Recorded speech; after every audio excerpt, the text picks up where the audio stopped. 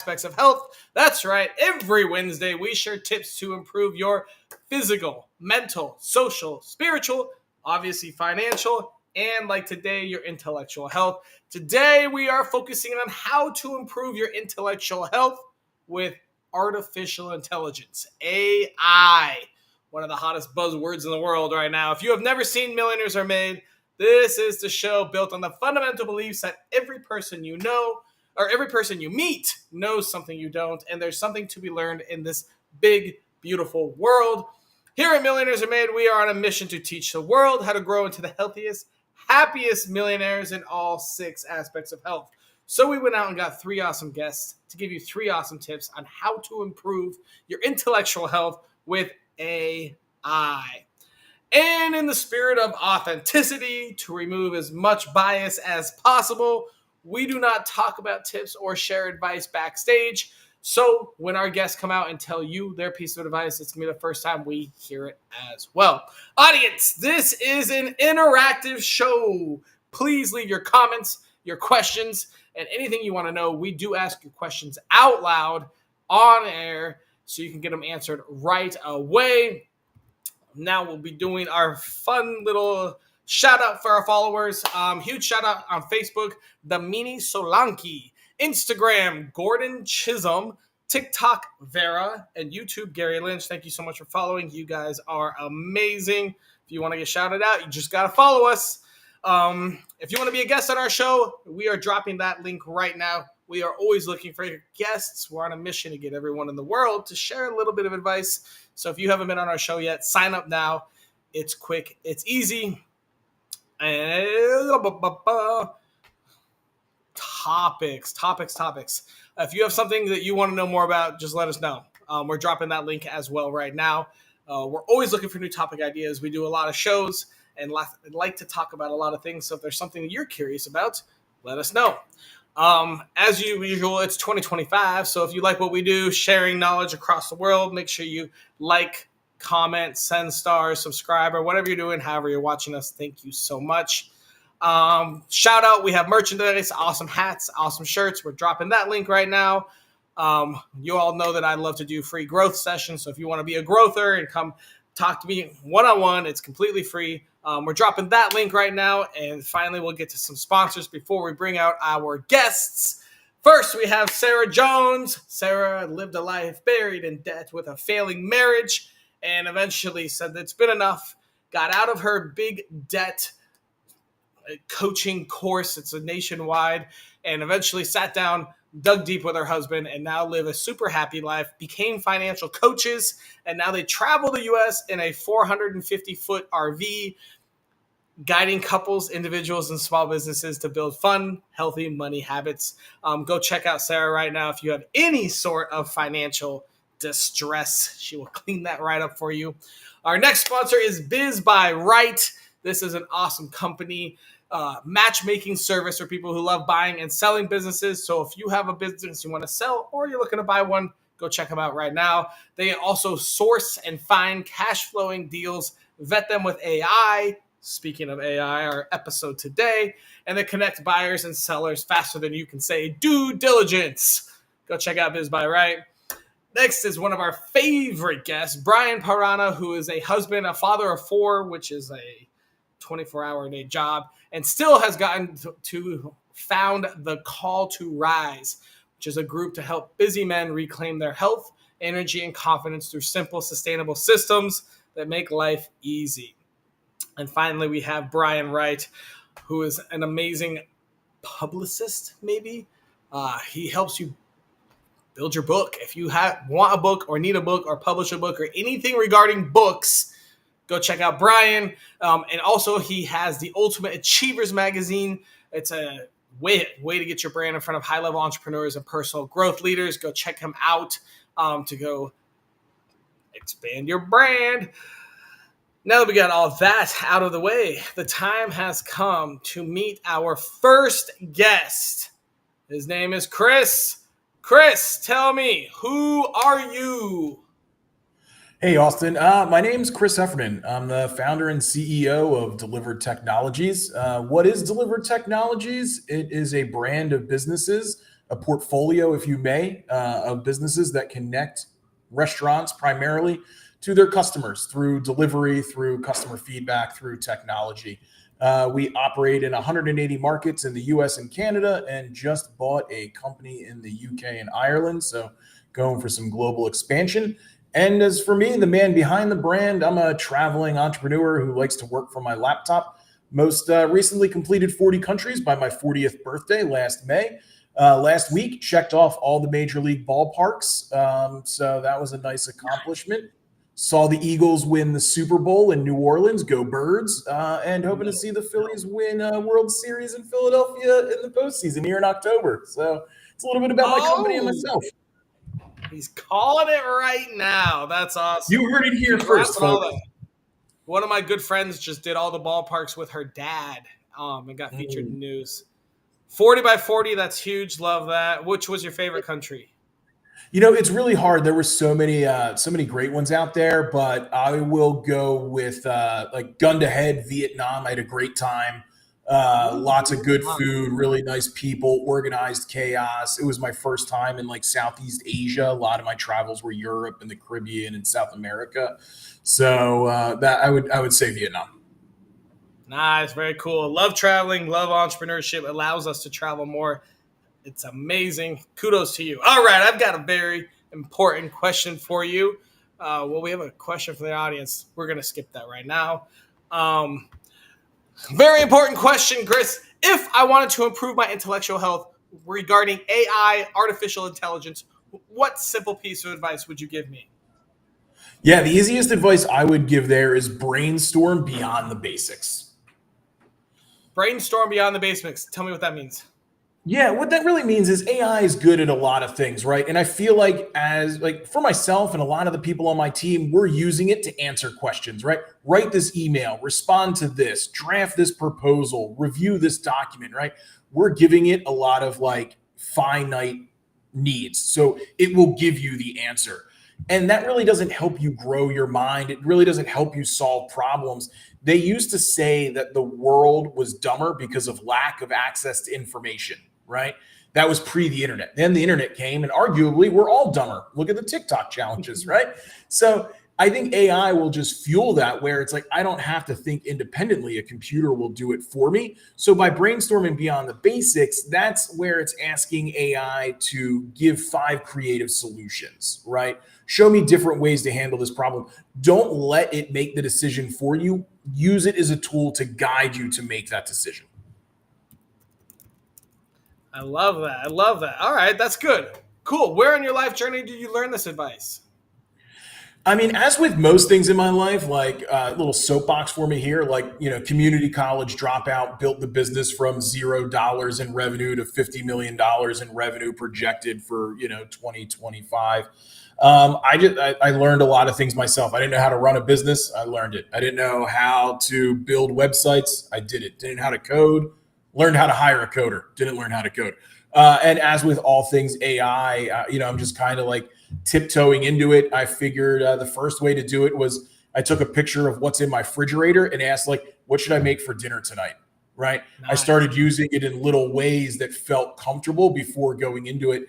People, I think, are obsessed with like, I need to integrate AI so I can eradicate 10 employees worth of, customer service reps. And it's no, you need to learn those kind of basics, learn how it can challenge your mind, and get those small wins, like making, chicken tikka masala for dinner because, I had the right sauce and ingredients in my fridge before I'm going to lay off half my team.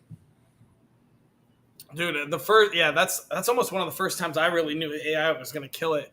At CES, maybe like 5 or 6 years ago, when Samsung were launched the S Health app, take a picture of food, and the fridge knows what's in there, and it'll tell you what your nutrition for that day is and what you have in your fridge to fulfill it. I was like, oh my God, that makes life so easy. Like, oh, I need more protein. Okay, here, make this and that. It's going to be crazy.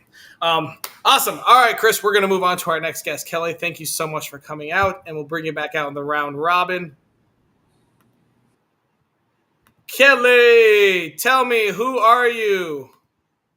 Hey, everyone. I am Kelli Jeramie. I Very similar to Chris. I love his story. I think we are maybe related, and we didn't even know we were related because our stories are so similar. But I spent actually the last 25 years in the beauty industry, and so I worked as a education strategist. I've built brand strategy really for the last 25 years. And now I help entrepreneurs and brands kind of cut through the chaos, get real crystal clear on those high stakes decisions. And then we move in with AI to create clarity and 10x our workflows. Hell yeah. All right, man, this is going to be great. All right, Kelli, if I wanted to improve my intellectual health with AI, artificial intelligence, what tiny piece of advice would you give me? Yeah, I think the biggest piece of advice I would give is to treat AI like your sparring partner. I think a lot of people use, to Chris's point, they use it very tactically. Answer this email, write this thing, do this thing for me, even ideate an idea, but never really challenge it to bring the genius that lives inside of you. So not just agreeing and cutting and pasting and moving on, but really challenging our thinking, asking AI to help us go deeper, to really expand upon the things that we're asking it, digging 10 layers deep to really understand what's already living inside and really help us to articulate that better. And where on your life journey did you learn this advice? Yeah, so funny enough, just about 5 months ago, I was laid off from my job. And at the time, it's a big life change, and my mind was full of things. And I've used AI really for the last 5 years in so many different capacities in work and life. And I really sat in front of my computer and I was like, I just need to get it out. I didn't want to call a therapist, but I opened up AI and I was like, this is the chaos that's going on in my brain. These are all the things that are swirling. And AI really helped me to articulate my voice, really helped to help me to see things that I wasn't seeing. And then as I started to work on a business concept, I challenged AI to challenge me, to really help me to grow and really expand my way of thinking versus just staying at that surface level. Awesome. I love it, Kelli. All right, we're going to move on to our next guest, and we'll bring you back out here in the round robin. Next, we have Jeramie. Jeramie, tell us, who are you?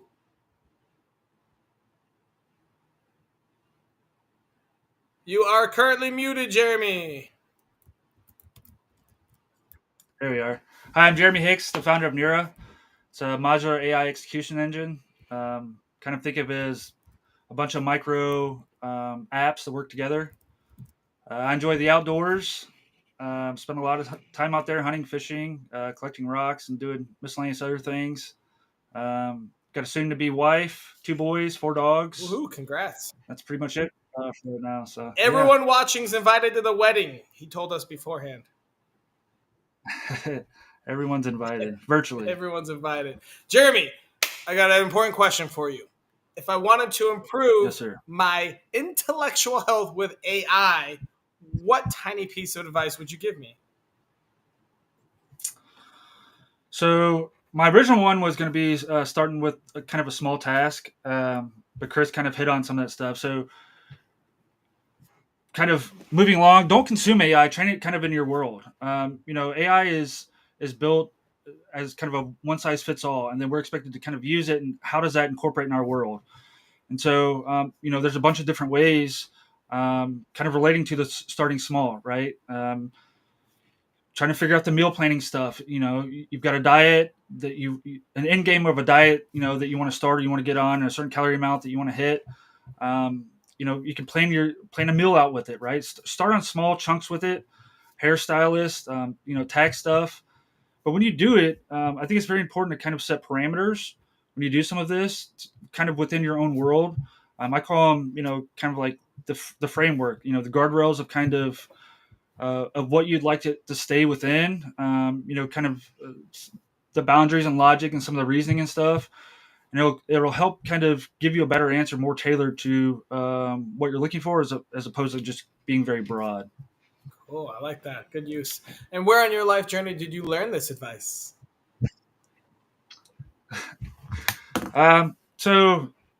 Just failure, a lot of failure. I've been messing with AI for a while. Probably 4 or 5 years now, and was originally in the buying and reselling, world, and trying to solve some stuff around that, and kind of stumbled around on, edge AI, autonomous AI. And so it's really through trial and error. No one's going to tell you exactly how it's going to work for you. You really have to get out there and kind of experience it yourself, and then see how it applies within your own unique circumstances. All right. Any last words before we bring everyone else out, Jeramie? No, think small. I think we overcomplicate kind of using AI. I'm not looking forward to pat me on the back for anything. I'm kind of looking forward to, build up the weakness side of it. So, use it, ask it questions, ask it the hard stuff, ask it to clarify stuff. Don't just go off the first answer, really dig into it, go in depth in some of this stuff, force it to give its answers and its reasoning, and don't accept, just a pat on the back, on some of this stuff. Growth happens through discomfort. AI kind of helps uncover a lot of that. So, all right, Jeramie, we're gonna bring everyone else out real quick. I do want to apologize for doing the show inside. We are currently in a tropical storm, and I very well may disappear soon. Apologies. But the show will go on. Chris back out, Kelly back out, Jeramie back out. All right, guys, we got a question from the audience. I'd love to know your top 3 go-to AI, but not ChatGPT, please.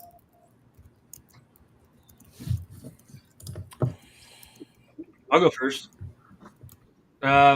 So I know they said not ChatGPT. So it really kind of depends on the task that you're going after. At this point, there are so many different platforms out there.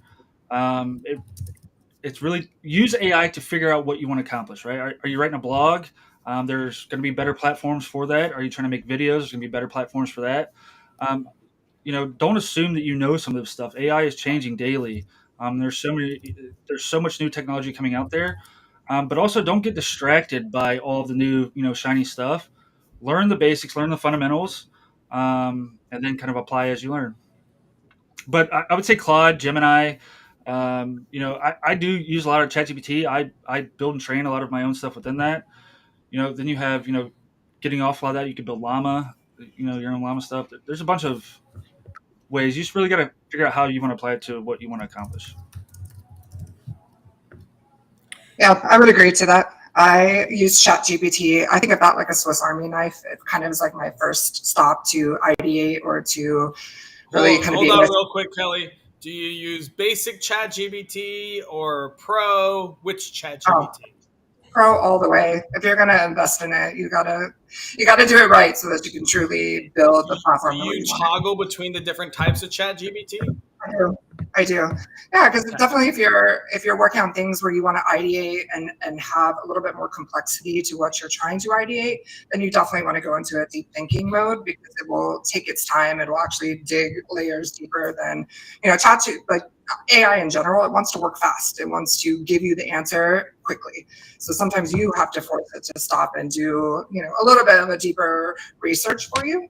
But I agree. I use ChatGPT to ideate. If I'm ever writing content, I generally move towards Claude, but loving what Gemini is really producing these days. Didn't love it at first. I was not a big fan out the gate, but now I really, really enjoy it. Perplexity, hands down best for any type of researching or researching big projects and then I've gotten a little bit into Grok really for kind of what's mainstream now. Grok is great about telling you what's in Reddit threads and, what's happening on Twitter or X, whatever you want to call it. So if you're looking for kind of what everyone's thinking and talking about now, Grok is a really great resource for that. Fascinating. Yeah, Grok, the whole Grok owned by X, sold to XAI, so that Elon could save billions in taxes, but also make his company worth more is really interesting. Really interesting. And yeah, I'll wrap us up here. I'm a big fan of Canva's AI. I'm not a good graphic designer, so being able to drop it there and just like get something back. We have a nonprofit, and you can get a Pennsylvania license plate. So I'm like, hey, Canva, take this military license plate and turn it into a deliver difference license plate. And that way I can submit it to the state. Saved me from having to go to a graphic designer and paying $40 Bam, AI popped out in 2 minutes. Next would be my scheduling app. It's called Use Motion. It uses AI to establish priorities and move meetings and recommend meeting times to other people's scheduling. So that way my meetings are more condensed and allows me more task time outside of it. It has some other really neat features as well. And then I guess my third would be like Otter for AI meeting recaps. During the meeting, I could be like, hey, this is the follow-up. I could be, hey, Austin, make sure to do this. And Otter will call that out and let you know to do it. So, and then obviously I use like the ChatGPT, the Pro, but those are the three main tools that have AI components that I probably lean on the daily. Awesome. Thank you all so much. Another question from the audience. Just a question. How do we use AI responsibly without compromising our intellectual independence? What a fascinating question. Who wants to take a stab? I mean, I can. I went last time. I can go first this time. It's funny. I was talking with. It was probably my grandmother, and she was kind of pissed about AI. She's like, the only thing that separates us from birds is basically intellectual independence. With AI, a bird could be a human. Was her rationale for it? And I was like, I don't really think you understand how AI works, Grandma. We can't put it inside a bird. I guess not yet. And I think not that yet is the key. AI hasn't told us how to do that yet. And I think the big piece here is really making sure to, guardrails on it. We need to trust that companies are going to build it responsibly. And then you can only put that so far as the user. Like, you just need to make sure you're still using it the right way. Like, my tip about using it to be thought provoking and not the end result.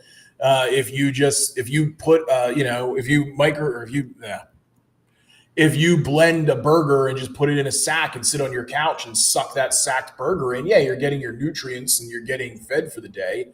And that's a solution, but it's not the way to live, right? Like, you can have AI do everything for you, but that's not the way to live. So I think it mostly comes down to personal responsibility and, doing that for yourself. I'm going to take it on a tiny tangent. We'll bring it back though.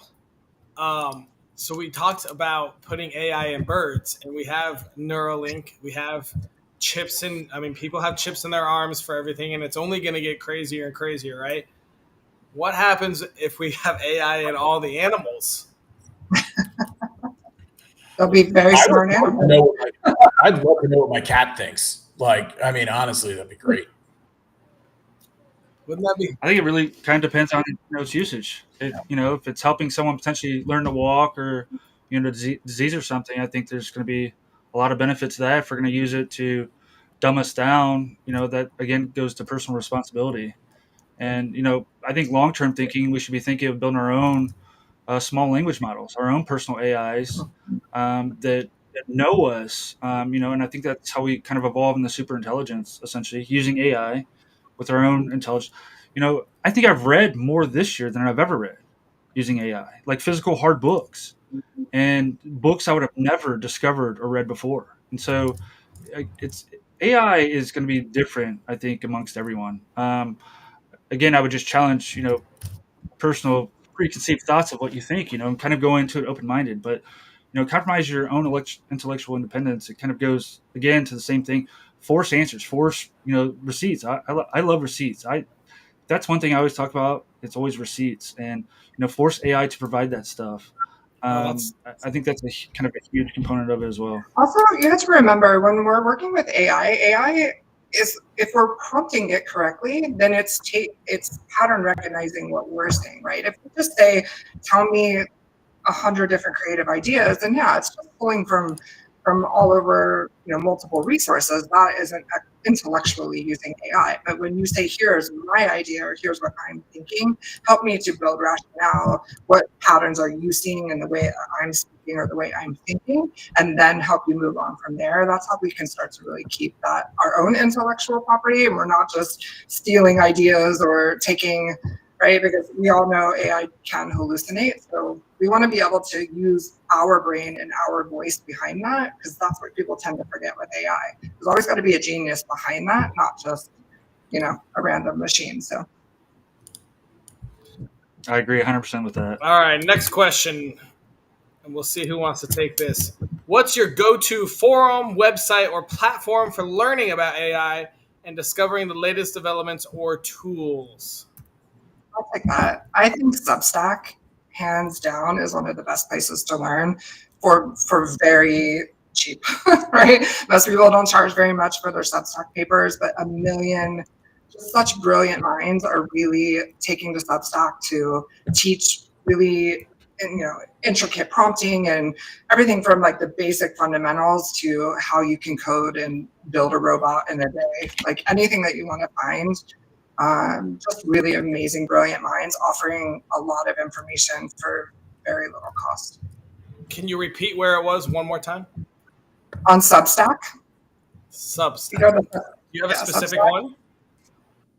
Like Sabrina Romanov, her Substack is amazing. She gives away so much free information about AI. She teaches people how to build stuff. She teaches people how to prompt better. She's just a really amazing resource, and all of her content is free. So that's hands down, she's like one of my top favorites.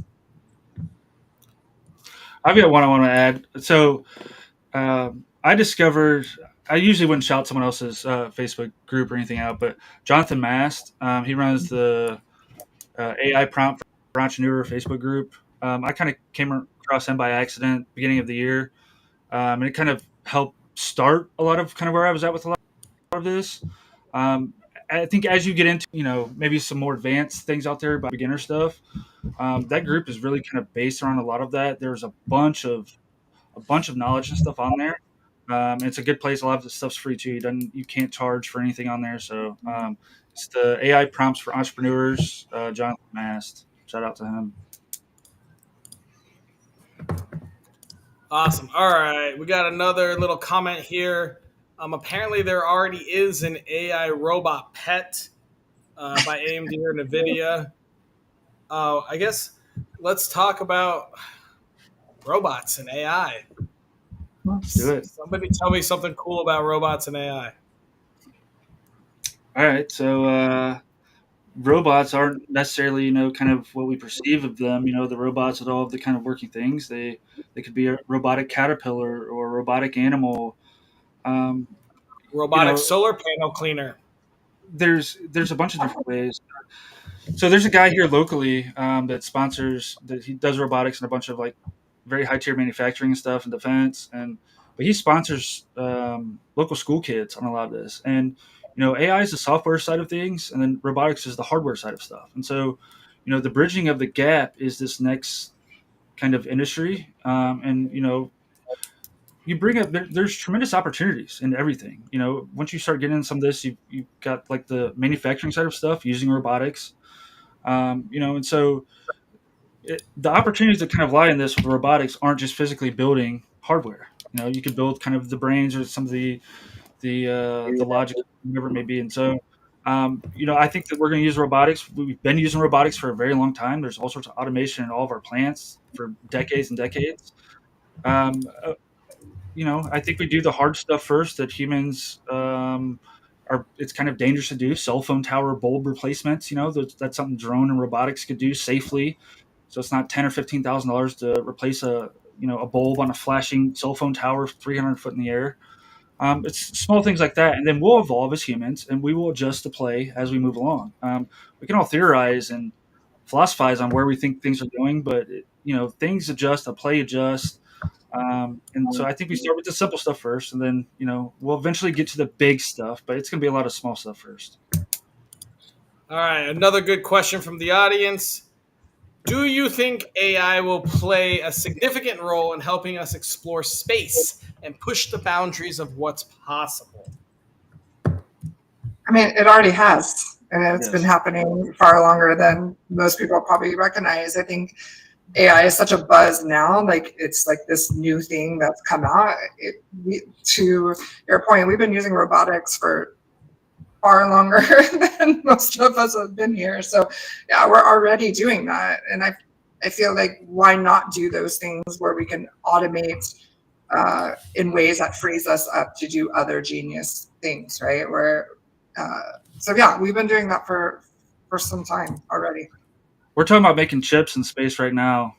There's a bunch of very, very interesting stuff that's going to happen. That's kind of in play already. All right. Final question. Are we going to be dumber because of AI as a whole? Yes. I knew Chris was waiting for that. Tell us 1 million. why and how to stop it. Has anybody seen the movie Dune where they fight the thinking machines? What's it called? I think Dune, Oh, Dune. Yeah, like I don't know, a futuristic where they fly in space, but they still fight with swords. But they fought the thinking machines, or iRobot. A little more mainstream. I think that's what it'll take to save humanity. A big clash against us and the robots, and those caterpillar robots that are going to change the light bulbs. They're going to revolt, and we're going to have to fight them.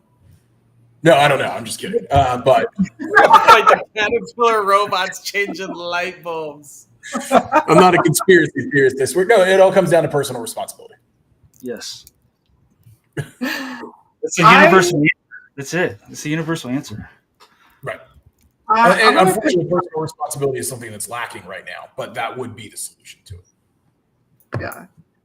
I agree and disagree. I think if you use it the way most people are using AI, 100%, it's going to, I wouldn't say make us dumber. It's going to make us think less. So I don't think it physically actually makes you dumber. But when you use AI correctly, it actually does make you smarter. Because imagine the amount of knowledge you're exposed to, and you're reading that knowledge, right? Because AI is sparring back and forth with you. It's expanding your knowledge base. It's like having the smartest thing on the face of the planet. It's nothing smarter than that. You can't help but learn from that. But you have to use it correctly, right? So you have to have a little skin in the game in order for that to happen. If you just use it as a tactical, write this email and not think twice about it, cut and paste and move about your day, then yeah, we will start to, kind of shrink our knowledge base for sure. Did the emergence of the internet, late 90s, early 2000s, did the internet make us dumber? I don't think so. So I remember doing a report on cannabis my senior year in high school, and you had to go through the encyclopedia and get your information. It was very kind of like being told something very specific, and you couldn't diversify, based off of that. And so, and then being a little rambunctious, you start making friends and stuff online and doing rambunctious stuff online, and the ability to share information and knowledge is like that. It's the same thing as AI. If we use it correctly and we're not using it to just be a consumer, you got to remember, in my opinion, I think we're born to be producers, right? We're not made to be idle and sit there. And so when we are constantly consuming everything and not producing, you could say the internet could be bad for you. You'll say AI could be bad for you. You'll say food's bad for you. It's again goes down to what Chris is saying on ownership. The internet's good for some people. It's bad for some people. And then somewhere in the middle, is kind of maybe society that just kind of uses it and doesn't really think, past it. I think we have to kind of move out of that and more into, okay, what is this? How do I use it? How does it apply in my life? Instead of just accepting everything for what it is and not asking the questions. I think I have two words that'll just blow this whole concept out of did the internet make us dumber, and it's Tide Pods.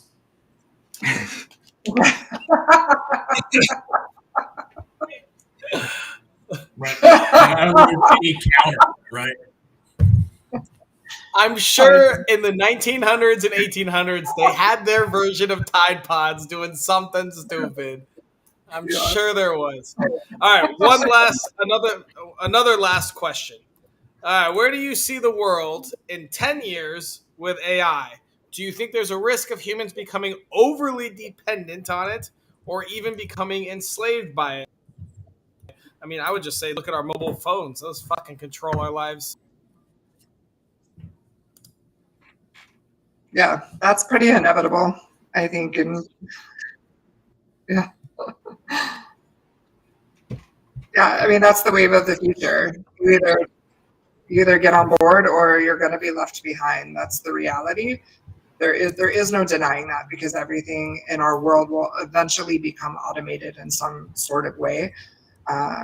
and you got to learn how to work with it, not against it. Lean into it, let it help you be better, do better, make more money, 10x your workflows, not fight against it and be resistant to it, because it's happening. It's already happening every day. There's a new platform, a new automation, a new something. We have 169 chat GPTs of the world, right? There's 169 LLMs currently. So people think chat GPT is the end all be all. It's not. There's 167 versions of those. So you can't avoid it. Lean into it, learn it, grow with it, and yeah, keep the train moving. I always refer to it as like the guy in the horse and buggy that came up to the first guy in the car, right? Like, Yeah. what was that conversation like? What was that argument like, right? Like, but in order for the automobile to be as great as it is, we did have to build the infrastructure. We had to have the roads. We had to have the people that could repair them. We had to have the fuel to be able to put them, and so that's kind of where we're at right now. Like, we have the automobile and stuff, but we still need to build all the infrastructure, the data centers, some of the other stuff. And we still have to learn as we do this stuff. A lot of this is uncharted territory. And so you have development of stuff along the way as you're also trying to do this stuff. So it's really kind of a patience thing. And, but yeah, again, it's not going anywhere. But I would definitely encourage, us as humans to try to learn some of this stuff. That way you can't be told, like, well, I can't protect myself. I don't know how to use AI. Well, everyone's been telling you for a while, and everything was free to try to figure it out and try to learn. Like, there's been so much time. It's not going anywhere. Learn a little bit. Like anything in life, just learn. Yeah, and I think the biggest thing is, like, I'm going to go on my second movie quote because I doubled down with one, like Fast and the Furious, right? Dom Toretto, a car is only as good as the driver, right?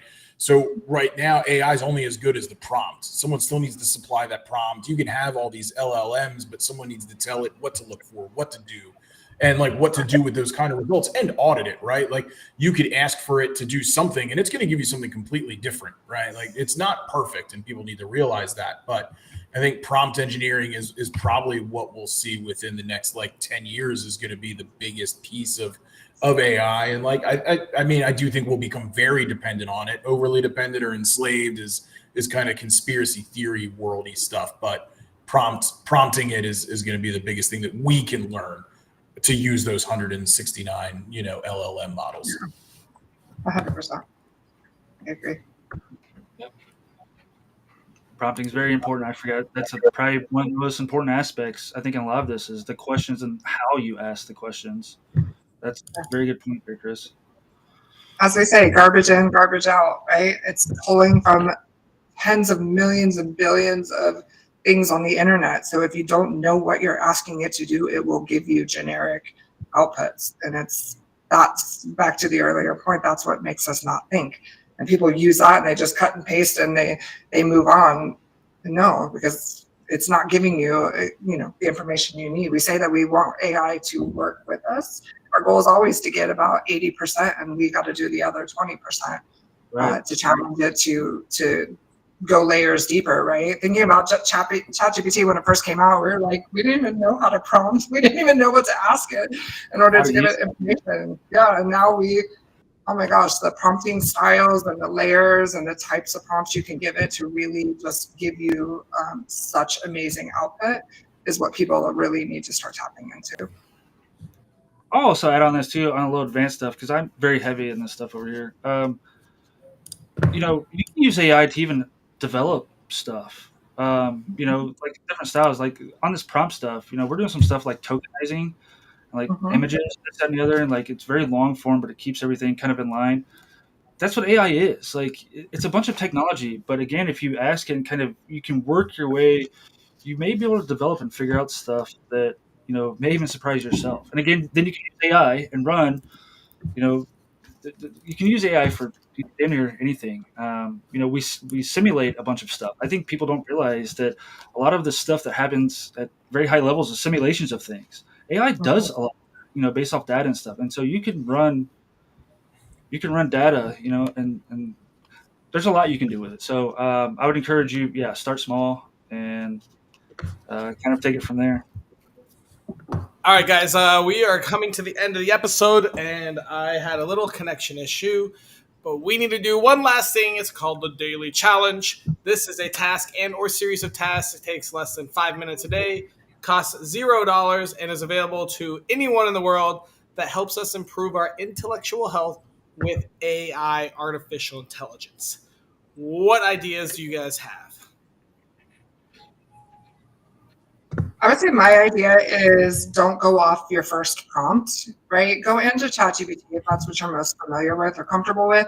Ask it a prompt and then do another layer deeper than that.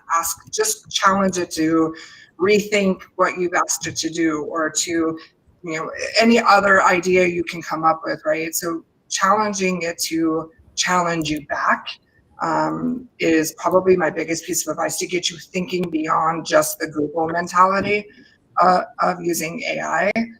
Challenge yourself, and challenge AI too. That's how AI actually continues to get better. So don't take it on first pass. Always dig a little deeper. All right, double prompt. Use that second prompt on ChatGPT or anything of Any that sort. platform, yeah. Any other tiny additions, Chris or Jeramie? Yeah, I'll tag in. I think the biggest thing, like, are we allowed to curse on this show? It's Like, highly or should I fucking bleep? encouraged.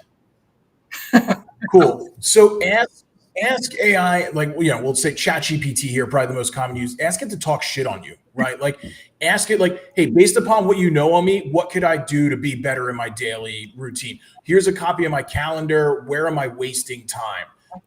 These are the 10 emails that I went through today. Like, what the fuck am I doing wrong? Like, why is this person not answering my email? Like, ask it to be your worst critic to make you better, right? So spend 5 minutes and let it talk some shit on you. I like that. That's a creative one. Yeah, and maybe like do some gratitude. I mean, mine hates me. My ChatGPT do some hates me. self affirmations right beforehand, and maybe a couple more right afterwards. Throw a little gratitude in there, maybe call your grandma and ask her why she loves you, and then go into the ChatGPT. I would add on to that, too. There's a lot of information that you have out there, like Facebook, for instance. You could download a bunch of your stuff and upload it in your stuff and help analyze. But again, you don't want AI to confirm the biases that you have a lot of times, because it could be coming even from a flawed data side. And so I like the pushback of the things and the challenging. That's probably the biggest thing that I use on AI is the opposite side of it, or pushing past kind of, the surface or base level to where there's some sort of growth or some sort of something that I can learn. And that's never really going to come after the first, one or two things that are asked. So go into it, kind of freely start asking. And, again, and so on AI too, like ChatGPT, in the memory, you have 100 different things that AI will say for you. And so there's a bunch of different ways, but you can customize all that stuff. And so, make sure that you're not setting, again, biases to go against what you want to truly accomplish. So if all your memories are saved towards positivity and like all this, woo woo wah wah shit, you're not really going to get anything cool out of it. And so, right within your settings, it's 100 different things that you can kind of change. And so, I'd say take a check at that, and use AI to ask you how to even do that. There's a bunch of wild stuff you can do with AI, even with ChatGPT and communicating and doing certain things. So use AI and ask it questions. Awesome, guys. Thank you so much. Thanks for coming out. Awesome daily challenge. Great conversation. I'm going to put y'all backstage and wrap it up. Thank you, Chris. Thanks, Jeramie. Thanks, Kelli. We got an awesome daily challenge. Use AI and make it do a second prompt. That's probably something I don't do enough. And then get in the best, strongest mindset you have and go ask AI to talk shit on you, but use it as constructive criticism for things that you may be missing to help you improve. This is our episode on intellectual health AI. Oh, we've got sweet last two sponsors, Zaka, That Zaka Life, and our infamous Insta Farms here. Anyways, thank you so much. Never forget,